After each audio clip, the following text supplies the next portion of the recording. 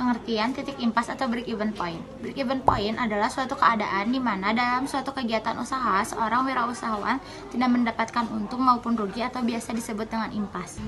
Sebelum memproduksi suatu produk, seorang wirausahawan terlebih dulu merencanakan seberapa besar laba yang diinginkan. Dan ketika menjalankannya, tentu membutuhkan biaya produksi. Hal tersebut dikarenakan biaya produksi sangat berpengaruh kepada harga jual dan begitu pula sebaliknya. Sehingga dengan penentuan titik impas dapat diketahui jumlah barang dan harga pada penjualan.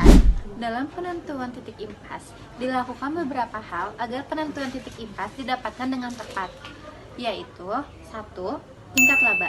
Dalam penentuan titik impas, kita perlu menentukan titik laba yang ingin dicapai dalam suatu periode. Lalu kedua, ada kapasitas produk yang diperlukan maupun yang harus ditingkatkan.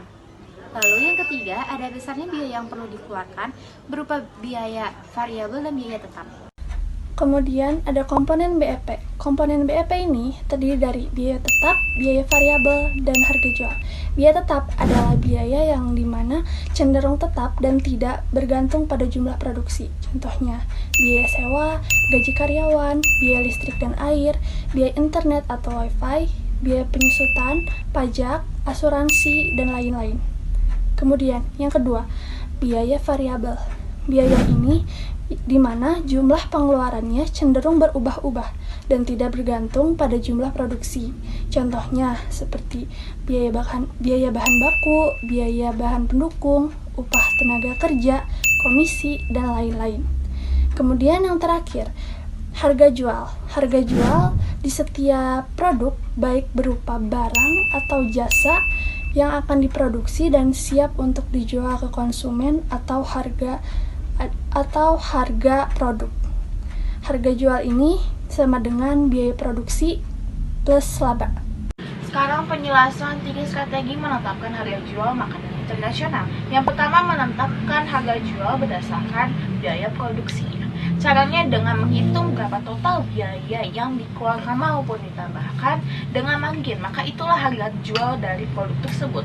Biasanya cara ini sangat mudah dan yang paling disenangi oleh para wirausahawan makanan internasional. Kedua, menentukan harga jual berdasarkan kompetensi. Caranya dengan membandingkan harga jual kompetitor sebelum memutuskan untuk menetapkan harga jual produknya.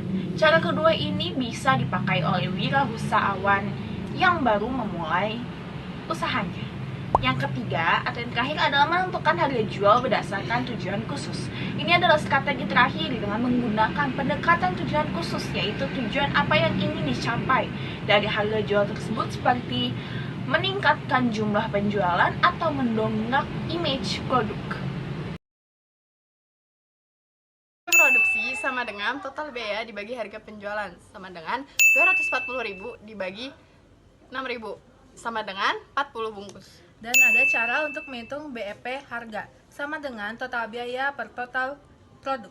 Dan hasilnya 240.000 dibagi 150 bungkus dan hasilnya 1.600 per bungkus.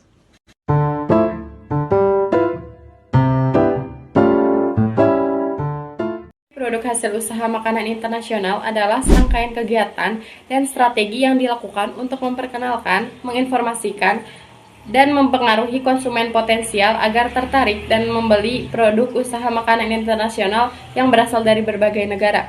Tujuan dari promosi ini yaitu untuk meningkatkan kesadaran para konsumen terhadap keberadaan dan keunikan produk hasil makanan internasional tersebut, sekaligus mendorong penjualan dan loyalitas pelanggan.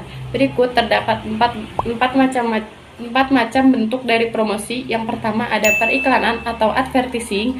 Yang kedua ada promosi penjualan atau sales promotion penjualan. Yang ketiga ada penjualan tatap muka atau personal selling. Dan yang terakhir ada publisitas atau hubungan antar masyarakat. Periklanan adalah penggunaan media bayaran oleh seorang penjual untuk mengkomunikasikan informasi persuasif tentang produk, ide, barang, dan jasa, ataupun organisasi yang merupakan alat promosi yang kuat. Sales promotion adalah salah satu bagian dari komunikasi pemasaran yang seringkali digunakan oleh perusahaan untuk memasarkan produk atau layanan mereka. Personal selling adalah upaya komunikasi dua arah yang bersifat persuasif atau mengajak antara penjual dengan konsumen untuk memperkenalkan suatu produk atau barang supaya calon konsumen tersebut mau melaksanakan transaksi jual beli. Dalam penentuan titik impas, diperlukan beberapa hal agar titik impas didapatkan dengan tepat. 1. Tingkat laba yang ingin dicapai dalam satu periode. 2. Kapasitas produk yang ingin disediakan ataupun yang ingin ditingkatkan. 3. Besarnya biaya yang harus dikeluarkan berupa biaya variabel dan biaya tetap.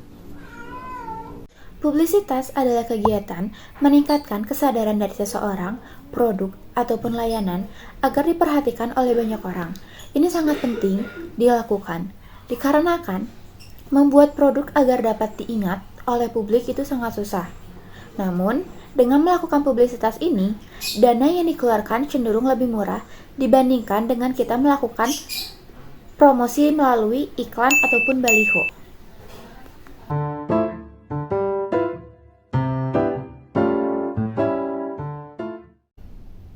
Laporan kegiatan adalah dokumen tertulis yang berisi ringkasan dan evaluasi hasil dari kegiatan atau acara tertentu. Laporan ini penting untuk memberikan gambaran tentang pencapaian, kendala, dan manfaat dari kegiatan yang telah dilakukan. Laporan harus memiliki format yang baik dan benar, juga harus memiliki beberapa sifat. Yang pertama, harus mengandung imajinasi. Yang kedua, laporan harus sempurna dan lengkap. Yang ketiga, laporan harus disajikan secara menarik. Laporan harus sempurna dan jelas, memiliki 4 yang harus dilakukan. Yang pertama, menggunakan struktur yang jelas. Pastikan laporan yang Anda buat ini memiliki bagian pendahuluan, isi, dan kesimpulan yang jelas. Yang kedua, ada data yang akurat.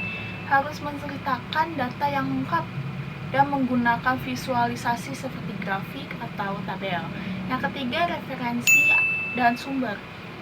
Ini harus mencantumkan semua referensi yang digunakan untuk memastikan kredibilitas. Yang terakhir ada revisi dan koreksi. Kita juga harus melakukan revisi dan koreksi. Pertama kita ke penjelasan tentang sifat dari sebuah laporan. Yang pertama mengandung imajinasi. Yang kedua adalah narasi yang menarik.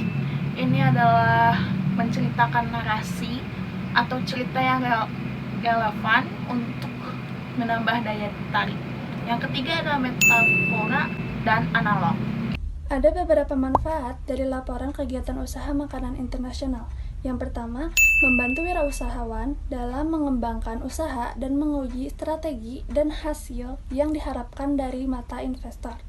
Yang kedua, membantu wirausahawan untuk berpikir kritis dan objektif atas bidang usaha yang dijalankannya. Yang ketiga, sebagai alat komunikasi dalam menyampaikan gagasan. Dan yang keempat, pastinya membantu untuk meningkatkan keberhasilan para wirausaha. Audio Jungle.